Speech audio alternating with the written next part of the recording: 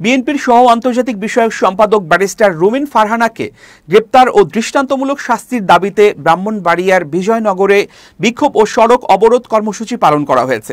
জাতীয় নাগরিক party NCP নেতাদের উপর ব্রাহ্মণবাড়িয়া ২ সরাইল আশুগঞ্জ আসনের মনোনয়ন প্রত্যাশী রুমিন ফারহানার সমর্থকদের হামলার প্রতিবাদ জানানো হয়।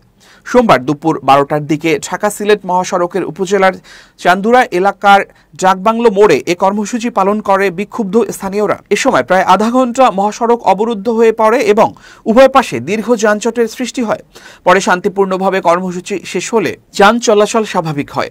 বিক্ষোভকারীরা অভিযোগ করেন, নির্বাচন কমিশনের শুনানিকালে এনসিপির সিনিয়র যুগ্ম মুখ্য সংগঠক দক্ষিণাঞ্চল মোহাম্মদ আতাউল্লাহ ও তার সহযোগীদের উপর ব্রাহ্মণবাড়িয়া ২ সরাইল আশুগঞ্জ আসনের মনোনয়ন প্রত্যাশী রুমিন ফারহানার সমর্থকরা অতর্কিত হামলা চালায়। এর প্রতিবাদে তারা রুমিন ফারহানাকে অবিলম্বে গ্রেপ্তার ও দৃষ্টান্তমূলক শাস্তির দাবি জানান।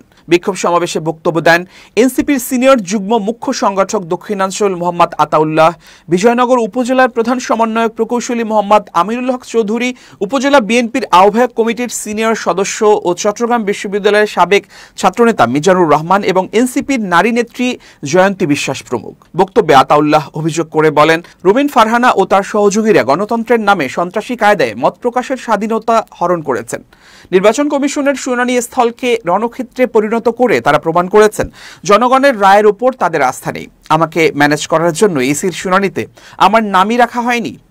তারা জানে না জুলাই যোদ্ধারা কখনো ম্যানেজ হয়নি। বিজয়নগরের 10টি ইউনিয়নকে ঐক্যবদ্ধ রাখতে চাই আমরা, কিন্তু রুমিন ফারহানা রাতের অন্ধকারে 3টি ইউনিয়ন সরিয়ে নিজের আসনে যুক্ত করার অপচেষ্টা চালাচ্ছেন। তিনি বলেন, সংরক্ষিত নারী আসনে অন্ধকারে ভোটের মাধ্যমে এমপি হয়েছিলেন রুমিন ফারহানা।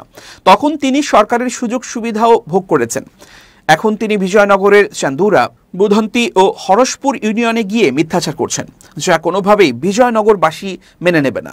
বিক্ষোভকারীরা ঘোষণা দেন, আগামী 3 দিনের মধ্যে রুমিন ফারহানাকে গ্রেপ্তার না করলে আরও কঠোর কর্মসূচি দেয়া হবে। ত্রয়োদশ জাতীয় সংসদ নির্বাচনকে ঘিরে প্রস্তাবিত আসন বিন্যাসের শুনানিকালে কেন্দ্রীয় বিএনপির সহ আন্তর্জাতিক বিষয়ক সম্পাদক ও ব্রাহ্মণবাড়িয়া ২ সরাইল আশুগঞ্জ আসনের মনোনয়ন প্রত্যাশী ব্যারিস্টার রুমিন ফারহানার সমর্থকদের হাতে জাতীয় নাগরিক পার্টি এনসিপি নেতাদের উপর হামলার প্রতিবাদে ব্রাহ্মণবাড়িয়ার বিজয়নগরে বিক্ষোভ ও সড়ক অবরোধ কর্মসূচি পালন করা হয়েছে।